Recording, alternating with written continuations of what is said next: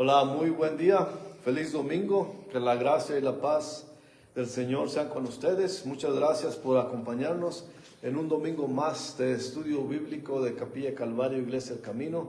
Soy el pastor Cristóbal García, dándoles la bienvenida, como siempre exhortándoles que si tienen una Biblia con ustedes, sería mejor para que nos acompañaran en nuestro estudio de la palabra de Dios hoy en día.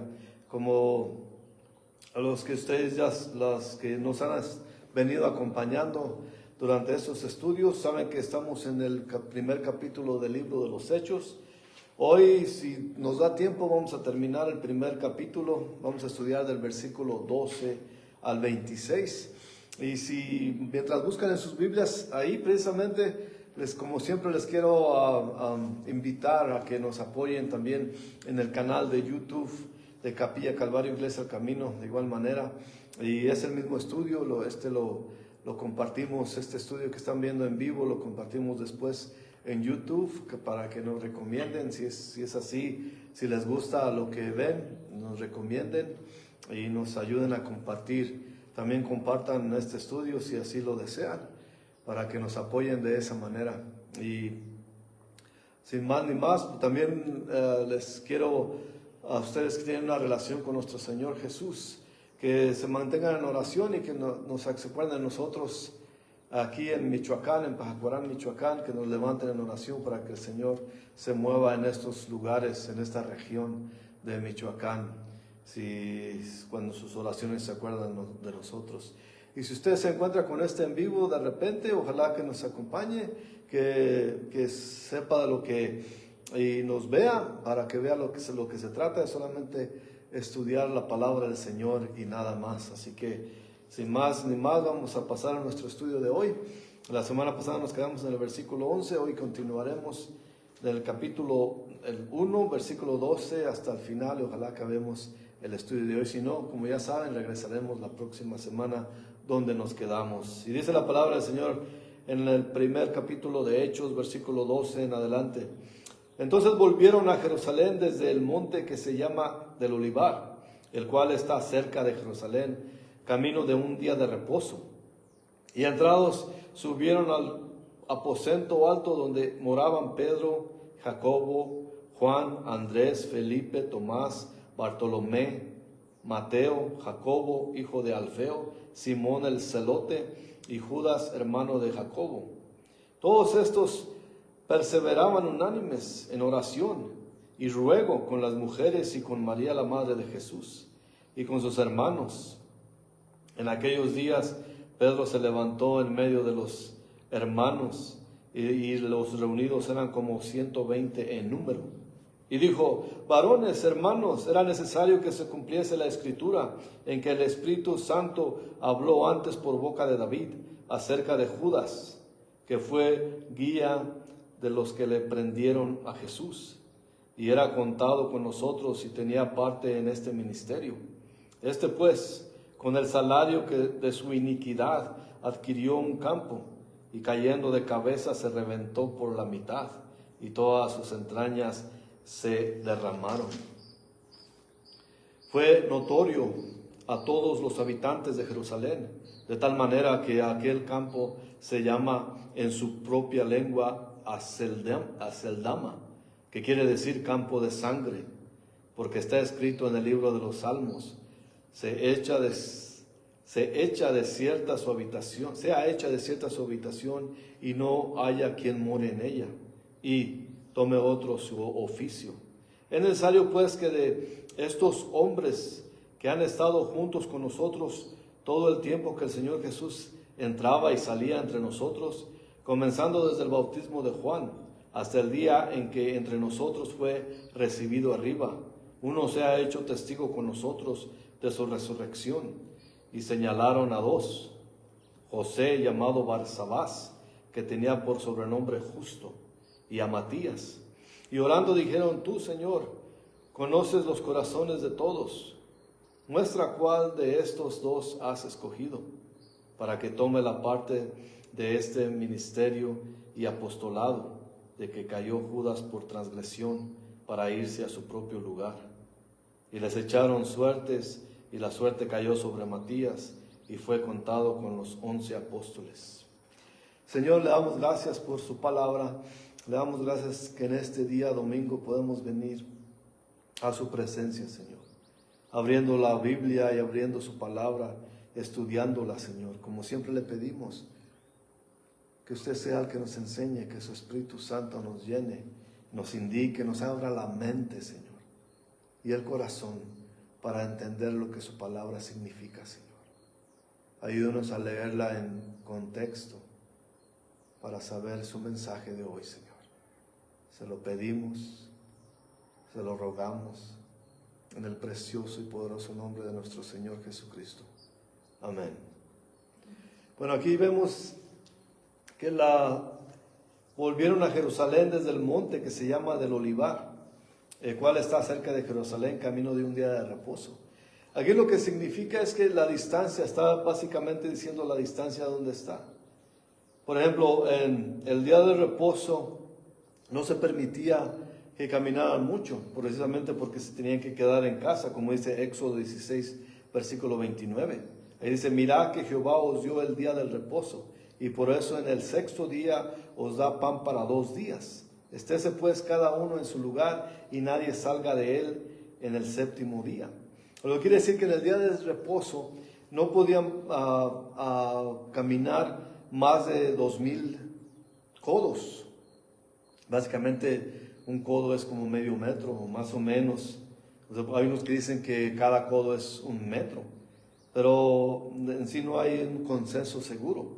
La cosa es que en Números 35, versículo 5, ahí nos dice, más o menos habla la escritura, que habrán de caminar en cada dirección solamente 2000 codos. Y esa era la distancia de la que está hablando aquí. Así que el monte del Olivar está a 2000, serían 2000 pies, 2000 pasos de ahí, y era consistente con lo que dice que solamente pueden caminar eso. Así que nos está dando básicamente la distancia. Muchos han confundido esto que dice el día del reposo, dice todo un día, no es así. El día del reposo se permitía caminar solamente 2000 codos, y esa es la distancia que hay precisamente, y eso es nomás para estar bien de lo que se está hablando aquí. Está hablando de la distancia, y era básicamente menos de 1 kilómetro, o más o menos 1 kilómetro de distancia. Y eso era lo que ponían en caminar solamente. Y si caminaban más de eso, estaban quebrantando el 4º mandamiento. Así que eso es básicamente todo esto nos dice, esta información se transforma en la distancia que estaba de Jerusalén al monte del Olivar. Y dice el versículo 13, aquí de Hechos 1, y entrados subieron al aposento alto, o sea que ya venían del monte de los Olivos, entraron a la ciudad, a Jerusalén, y dice el versículo 13, llegaron al aposento alto, donde moraban Pedro y Jacobo, Juan, Andrés, Felipe, Tomás, Bartolomé, Mateo, Jacobo, hijo de Alfeo, Simón el celote y Judas, hermanos de Jacobo, que está nombrando a los 11 apóstoles. El aposento alto bien pudo haber sido el mismo lugar donde Jesús pasó la última cena con sus discípulos. Como vimos en nuestro estudio, con los que estuvieron con nosotros en el Evangelio de Marcos, y si no, pues sepan que ahí también menciona que ahí cuando estudiamos ese aposento alto, era de la familia de Juan Marcos, o de Marcos, el llamado Marcos. Así que también es consistente con que ese lugar era también de María, la madre de Marcos. Y ese lugar es mencionado en el capítulo 12, cuando lleguemos allí lo veremos. Y como el lugar de reunión de los discípulos. Así que era consistente que cuando se reunió el Señor ahí con ellos, ahí se reunió y ahí se seguían reuniendo ellos. Los seguidores de Jesús esperaban en ese lugar como el Señor les dijo, hasta que recibieron el poder que Jesús les prometió en el versículo 5, cuando lo estudiamos la semana pasada. Excepto por Pedro, Jacobo y Juan, esta es la última vez que se menciona a los apóstoles por nombre. Estos, juntos con Pedro, Jacobo y Juan, que eso sí los nombrará más adelante, irán a sus respectivos ministerios significativos por nuestro Señor, dando sus vidas, básicamente y literalmente, dando sus vidas para cumplir la meta de la gran comisión que tenían enfrente de ellos. Y vamos a ver básicamente que Tomás fue atravesado con una lanza por su fe. Mateo también fue muerto con una lanza. Matías fue decapitado. Jacobo fue golpeado con un mazo hasta morir. Judas, Felipe y Bartolomé fueron crucificados. La historia de la resurrección es poderosa. Eso es básicamente lo que estamos viendo aquí. ¿Y por qué es poderosa y autenticada? Por la voluntad de estos apóstoles de morir antes de repudiar la verdad de su testimonio. Sabemos que la gente miente cuando les conviene. Ellos bien podido haber, por salvar sus vidas, pudieron haber mentido y decir que no era cierto lo que ellos testificaban.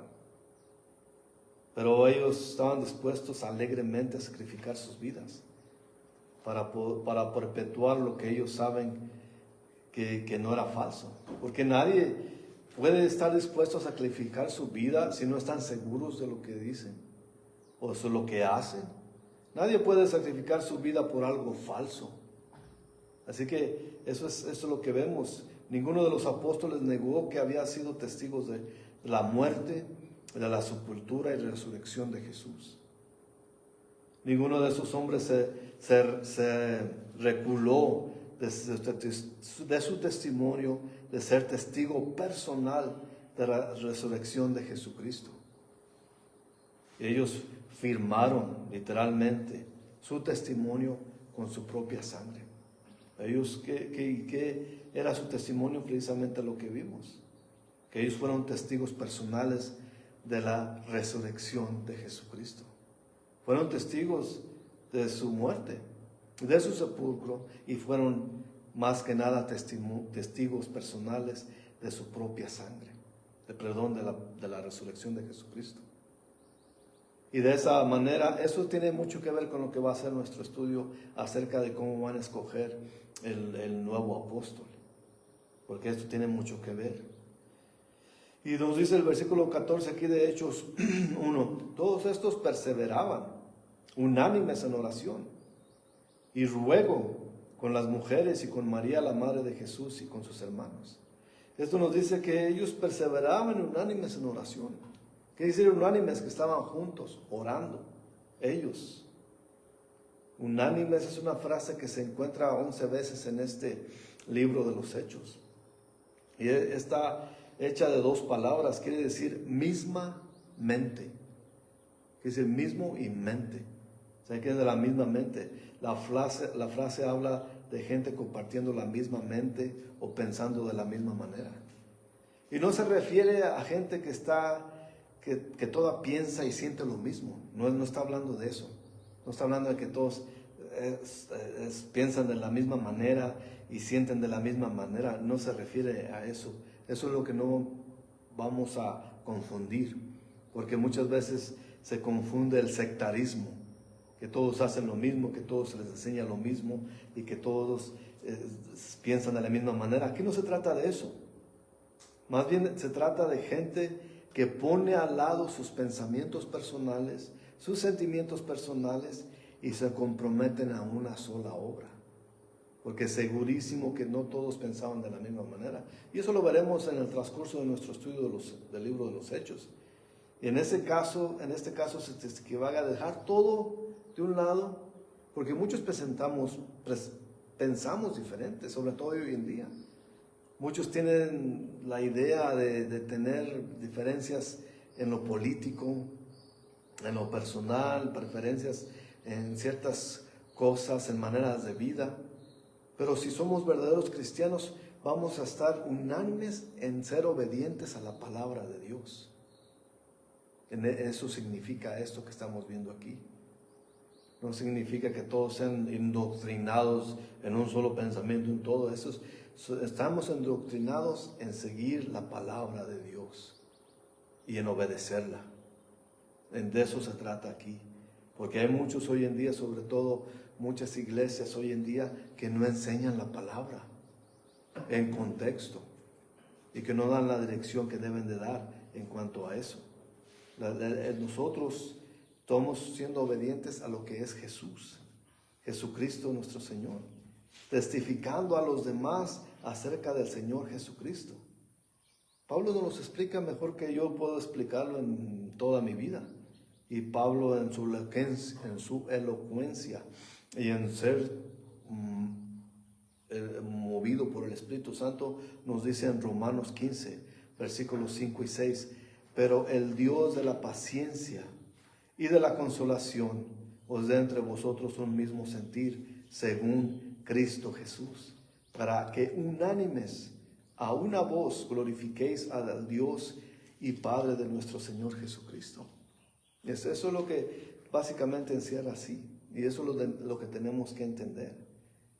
Jesús dijo en Juan capítulo 17, versículo 21, para que todos sean uno, como tú, oh Padre, en mí y yo en ti, que también ellos sean uno en nosotros, para que el mundo crea que tú me enviaste. Esto es significativo para la iglesia hoy en día, la unidad entre creyentes, descrita en hechos, es una demostración de amor. ¿Y qué decimos hoy en día cuando hay muchos pseudo cristianos, pseudo pastores que no imparten la palabra de Dios? Hay muchos que son motivacionales, que son gente que motiva a la gente. Tú eres poderoso, tú eres grande, está en ti el poder para hacer lo que tú quieras hacer, para ser rico, para ser millonario. Tú pídele a Dios y Él te dará. Eso va en contra de la palabra. Ellos no deberían ser llamados pastores, deberían ser llamados coaches motivacionales, que motivan a la gente. Pero la palabra de Dios dice que no hay nada en nosotros que sea bueno. Todo lo que podemos hacer bueno viene de afuera, que es por medio del Espíritu Santo, es lo que nos enseña la palabra. Entonces, por eso, es en un mismo sentir, es que ser obedientes a la palabra de Dios, dirigirnos y guiarnos por medio de ella y obrar por medio de ella. Hoy estamos a punto de leer un ejemplo de ello, cómo se guía una iglesia. Eso es que si se acordarán todo, también aquí aparte de todo esto, una pausa para ver que aquí vemos que María, la madre de Jesús, recibe un reconocimiento, porque está ahí junto con los hermanos del Señor. Y eso lo menciona para que sepan que la María, la madre de Jesús, se hizo cristiana también. Cuando el Señor estaba en la cruz, Él le encargó a Juan que cuidara de María. No sabemos por qué, si tenía otros hijos, pero sabemos que la iglesia en ese tiempo cuidaba de los que menos tenían. Sería por eso, no sé, solamente estoy dando una idea, que no tiene que ser esa, por cierto. Pero eso está en Juan 19, versículos 25 y 27, cuando el Señor, estando en la cruz, le dijo a Juan que cuidara de su madre, básicamente. Que le dijo, mujer, he aquí tu hijo. Y después le dijo a Juan, he aquí tu madre. Cuídala como tu propia madre. Y es solamente para mencionar esta mención especial que hace Lucas aquí en el libro de los Hechos. Y ahora pasamos a los versículos 15 a 17 aquí de este primer capítulo del libro de los Hechos, donde nos dice, en aquellos días Pedro se levantó en medio de los hermanos, y los reunidos eran como 120 en número. Vemos que estaban ahí los 11 apóstoles más 120, o junto con ellos, básicamente nos da el número 120. Era una habitación muy grande, por lo que vemos. Y dijo, dice el versículo 16, que varones hermanos, era necesario que se cumpliese la escritura en que el Espíritu Santo habló antes por boca de David acerca de Judas, que fue guía de los que prendieron a Jesús y había contado con nosotros y tenía parte de este ministerio. Está hablando acerca de lo que fue enseñado antes, todavía mucho antes, que fue el mismo Espíritu que está obrando en ellos, es el mismo Espíritu que obró en David. Desde los primeros días del llamado de los apóstoles, Pedro asumió la posición de liderazgo, porque era el más perfecto. No era el más perfecto, no era el mejor. Pero sabemos que por las mismas enseñanzas, por las mismas escrituras, sabemos que él hizo muchos errores y siguió haciendo errores después de ser uno el mayor líder, diría yo, de la iglesia temprana. Siguió haciendo errores, pero él nunca se intimidó al enfrentar problemas. Era inevitable lidiar con el asunto de Judas, con Judas Iscariote. Y en esa alcoba alta se encontraban 120 personas, sin duda la mayoría de ellos fueron los que menciona Pablo en 1 Corintios 15:6, que es donde dice que después apareció a más de 500 hermanos a la vez, de los cuales muchos viven aún y otros ya duermen. Entonces podemos pensar que algunos de los 500 personas que menciona Pablo en 1 Corintios 15 son estos 120 que estaban allí. Aunque nuestro Señor pasó la mayoría del tiempo con los 12, había muchos más discípulos que lo seguían. Sabemos que multitudes lo seguían al Señor. Y sabemos que muchos dejaron de seguir al Señor después del Sermón del Monte. Porque en Juan 6, versículo 66, dice, desde entonces muchos de sus discípulos volvieron atrás y ya no andaban con él. Fueron cuando no les gustó la enseñanza de Jesús en el Sermón del Monte. Pero eso para decir que había muchos más. Muchos se alejaron de él, pero muchos lo seguían también al Señor. Así que cuando dice Espíritu Santo habló antes por boca de David, Pedro iguala el discurso de David con la voz del Espíritu Santo. Esto es que un ejemplo de la doctrina bíblica de inspiración, el cual asevera que la palabra y la escritura son de igual manera las palabras de Dios y las palabras del hombre sin errores, movidos por el Espíritu Santo de Dios. Por ejemplo, Pablo nos dice en 2 Timoteo, capítulo 3, versículo 16, toda la escritura es inspirada por Dios y útil para enseñar, para redarguir, para corregir, para instruir en justicia. Y 1 de Pedro, capítulo 1, versículo 11, dice, escudriñando qué persona y qué tiempo indicaba el Espíritu de Cristo que estaba en ellos, el cual anunciaba de antemano los sufrimientos de Cristo y las glorias vendrían tras ellos, las obras que vendrían tras ellos. También 2 de Pedro, capítulo 1, versículo 20 y 21, entendiendo primero esto, que ninguna profecía de la Escritura es de interpretación privada, porque nunca la profecía fue traída por voluntad humana, sino que los santos hombres de Dios hablaron siendo inspirados por el Espíritu Santo. Eso tenemos que guardarlo en nuestra mente y entenderlo, porque eso tiene mucho significativo en cómo se maneja la iglesia, cómo operaba la iglesia en ese tiempo y cómo opera hoy.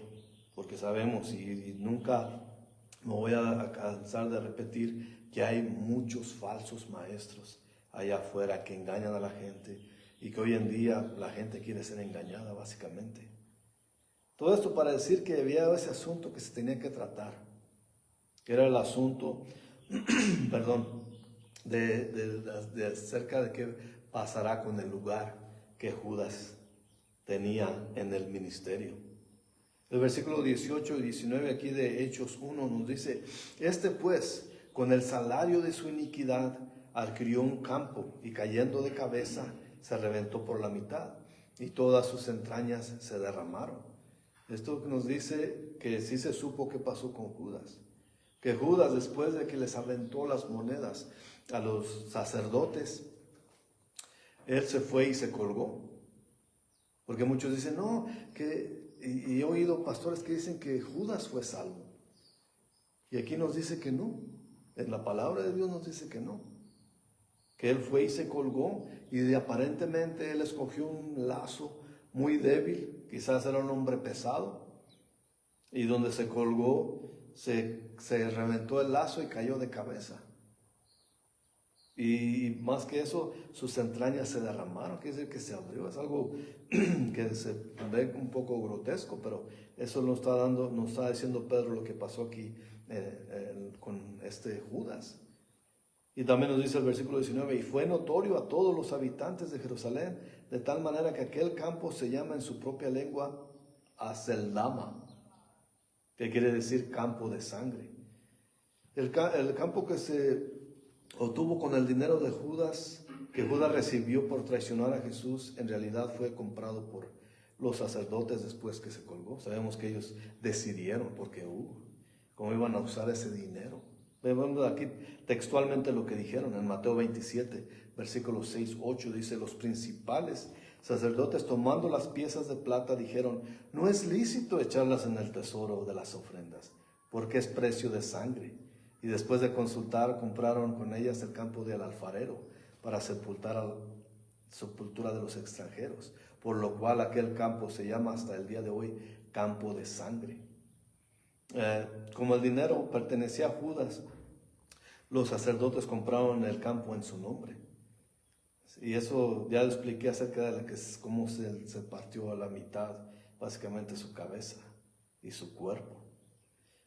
Y vemos que estos sacerdotes, el dinero estaba manchado de sangre. Si ellos fueron los que incitaron a pagarle a Judas para que traicionara a Jesús, y ahora resulta que ese dinero era sucio. Ellos mismos echaron la soga al cuello. Era el dinero sucio de su pecado. El versículo 20 hasta el 23 nos dice, porque está escrito en el libro de los Salmos, todavía está hablando Pedro, sea hecha desierta su habitación y no haya quien more en ella, y tome otro su oficio. Es necesario pues que de estos hombres que han estado juntos con nosotros, esto es muy importante también saberlo, y entenderlo textualmente, estado juntos con nosotros todo el tiempo que el Señor Jesús entraba y salía entre nosotros, comenzando desde el bautismo de Juan hasta que el día en que entre nosotros fue recibido arriba. Uno se ha hecho testigo con nosotros de su resurrección. Y señalaron a dos, José llamado Barsabás, que tenía por sobrenombre Justo, y a Matías. Entonces vemos aquí que Pedro indica las cualificaciones que deberían tener, que desde que Jesús empezó su ministerio, inclusive cuando entró al río Jordán y fue bautizado por Juan, hasta que el día que ascendió, tenía que ser, esas las calificaciones para un apóstol. Sabemos que muchos hoy en día se llaman apóstoles ellos mismos. Y aquí nos dice que ellos fallan en su título que se ponen, que no es de acuerdo con las Escrituras. Así que si se quieren llamar apóstoles es por su propio gusto de ellos, porque ellos quieren tener ese título. Pero cuando usted, sabiendo las Escrituras, estudiándolas de acuerdo a como dicen textualmente, cuando oiga esto, decir, yo soy el apóstol fulano de tal, vámonos, pélese de ahí, porque este hombre está mintiendo desde ese título que se pone. Ya no hay apóstoles hoy en día. El apostolado se acabó con los 12, punto. Aquí la palabra nos los dice. Porque acaso uno va a decir, bueno, Pablo, ¿qué pasó? A Pablo se le pareció el Señor. El Señor lo discipuló personalmente en Arabia. Así que no se dejen engañar. Dicen, bueno, pues Pablo, el apóstol Pablo fue apóstol y él no anduvo caminando, él más persiguió a Jesús. Pero Pablo tuvo un encuentro personal con Jesucristo resucitado. Así que tenemos que tener eso como enseñanza para entender que no es posible que alguien se llame a sí mismo apóstol hoy en día. No hay apóstoles modernos. Habemos discípulos. Seguimos habiendo discípulos y más que se van haciendo. Pero apóstoles ya no hay. Así que, así como Pedro aquí cita referencias en las Escrituras para hablar de Judas el traidor, era la deserción de Judas y no de su muerte que causó a Pedro pedir a los discípulos que escogieran a otro para reemplazar. Y eso es, como les he venido diciendo, es muy importante entender esto, que veamos las cualificaciones para poder ser apóstol. De que no nomás dijeron, traigan a uno o cada quien ponga su candidato. Y ya que voten por él, no fue así. Vemos ahí cómo se lleva a cabo, cómo escogieron todo eso. Que había requerimientos para ellos y cumplieron esos requerimientos. Entonces le dejaron a Dios quien fuera el sucesor de Judas. Vemos ya para terminar nuestro estudio aquí, versículos 24 al 26, aquí del capítulo 1 de los Hechos. Y orando dijeron: tú, Señor, que conoce los corazones de todos, muestra cuál de estos dos has escogido, para que tome la parte de este ministerio apostolado, de que cayó Judas por transgresión para irse a su propio lugar. Otra seña más de que Judas no fue salvo. Se fue a su propio lugar. No dice se fue, usted lo recogió, Señor, usted se lo llevó. No, aquí dice su propio lugar. Y dice el 26, y les echaron suertes, y la suerte cayó sobre Matías, y fue contado con los 11 apóstoles. ¿De qué manera hacían estas suertes? No era un juego del azar. Es decir, de Til Marín, de Doping Güey, que Cucaramácara fue, y todo eso. No era así. Era que básicamente ponían en un frasco o en un recipiente una piedrita con una seña para cada uno de estos hombres, o serían sus nombres, que uno podría ser Matías y el otro el justo, al que le decían, José, al que le decían el justo. Y entonces al orar agitaban ese recipiente y la piedrita que caía con el nombre del escogido, ese era el que quedaba, y aparentemente la cayó sobre Matías, y fue Matías el sucesor de Judas. Entonces lo que hemos visto aquí es cómo opera la iglesia. Vemos aquí no pusieron a los que ellos pensaban o a los que daban más a la iglesia, a los que cooperaban más. Apenas estaba empezando la iglesia. Y lo que estamos viendo es el comenzar de la iglesia cristiana. Y aquí vemos cómo se maneja. Entonces usted considere, al ir estudiando esto, y continuaremos estudiando, y es importantísimo saber cómo se manejaba la iglesia, y todo esto era bajo el Espíritu Santo. Y ustedes hagan testigos en ustedes que como yo vienen de una religión pagana, y verán que esto es muy diferente a lo que se enseña. Entonces por eso es necesario y es muy importantísimo entender las Escrituras para saber cómo se debe manejar una iglesia. Y de esa manera nosotros podemos actuar responsablemente ante Dios, porque muchos ya se han olvidado de Dios en sus propias iglesias. Ahorita ya no escogen de esa manera, escogen a los que mejor les conviene, a los que tienen mejor posición y a los que tienen más influencia. Y de esa manera se va sacando al Espíritu Santo de las iglesias. Y no es como aquí vemos que el Espíritu Santo está sobre la iglesia, totalmente sobre la iglesia. Y eso es como una iglesia cristiana se debe llevar a cabo. Y veremos que nos enseñará. Esto es muy importante para enseñarnos a nosotros cómo debemos de conducirnos como iglesia. Y por eso es importante, considero importantísimo que nos enseñemos, que aprendamos de lo que Dios hace en su iglesia. Vamos a orar.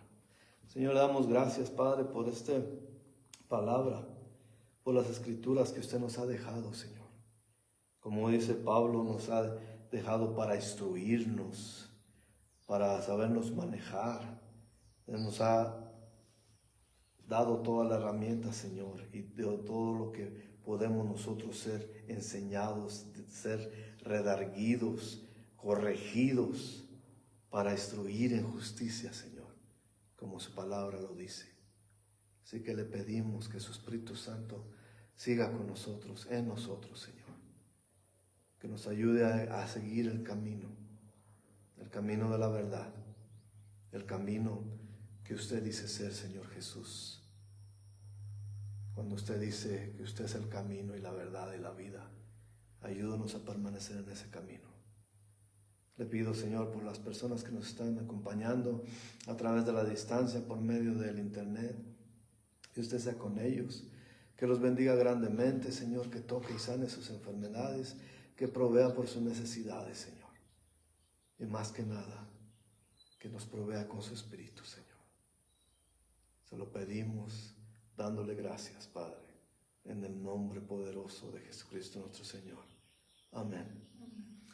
Gracias por habernos acompañado. Nos veremos la próxima semana, si Dios quiere. Continuaremos en el capítulo 2 de este libro de los Hechos. Que tengan una gran semana sirviendo al Señor. Que la gracia y la paz de Dios sea con ustedes. Hasta la próxima.